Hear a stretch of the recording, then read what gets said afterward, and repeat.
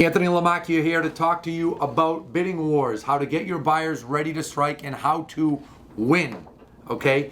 This Crush It in Real Estate series that I've been doing over the last few days and over the next few days is all about winning bidding wars. One video after the other talking about all of these different tactics. Today I'm going to talk to you about shortening contingency timeframes, being flexible on closing date, and I'm going to jump over here to talk about allowing a seller to use a use and occupancy agreement to allow a seller to stay longer. So, starting with shortened contingency timeframes, the first thing I want to say about these three, the reason they're in here, okay? Remember, sellers, the number one thing that a home seller wants is they want to sell for the most money. That's what a home seller wants. Number two, that actually has been a really close second, especially this year, because inventory is so low and there's such a frenzy going on, particularly on single families, is sellers are very concerned about timing. They want to make sure that they're going to be able to sell and buy wherever they're buying in the right time frame, not end up homeless. They want to make sure that they're going to be able to orchestrate all the time frames in the schedule to work to their advantage. So you have to play to that as a buyer's agent. And you have to talk to your buyer about being willing to do this. Hey, show them this video if you like to. I don't mind. Shorten contingency timeframes.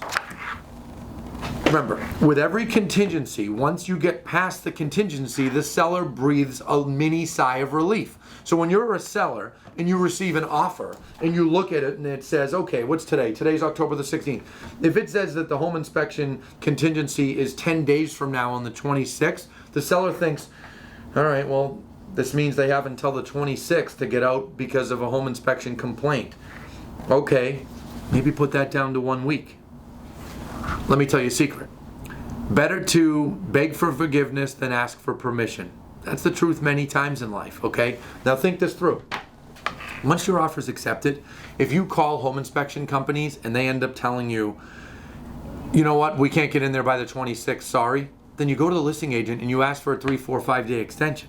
The likelihood of them giving you that extension is pretty high. Now, I know our listing agent friends, maybe even some in my company here at Lamacchia Realty might not love that, but guys, it's the truth. Better to beg for forgiveness. Shorten that time frame, because when the seller sees that offer, they're thinking, okay, I got to wait past that date. Same thing with the mortgage contingency.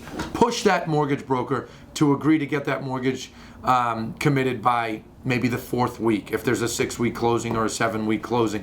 Push them. Again, if you have to beg for forgiveness, go for an extension. That's better than making it long in the first place, okay?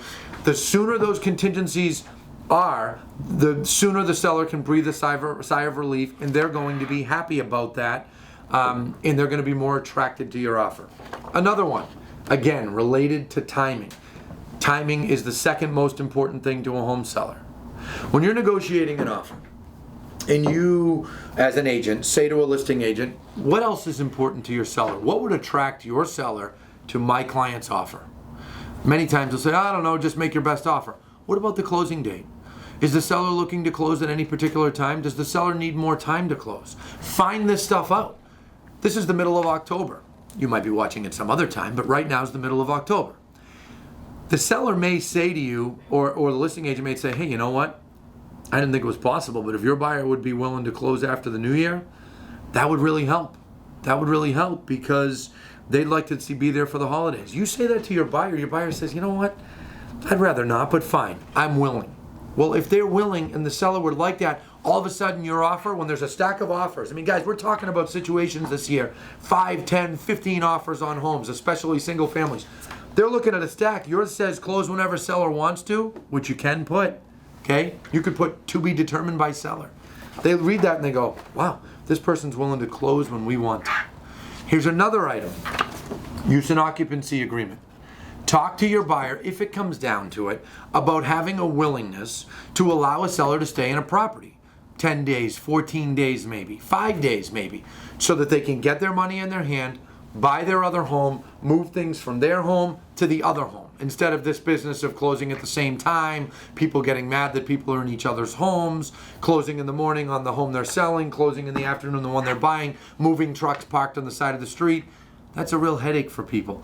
Maybe allow them a day or 2 or 3 or 5 to stay in the property by way of use and occupancy agreement. That does not give them tenant rights. There's some legalities there. It's different in each state. Check with an attorney, blah, blah, blah. But my point is a willingness to do it.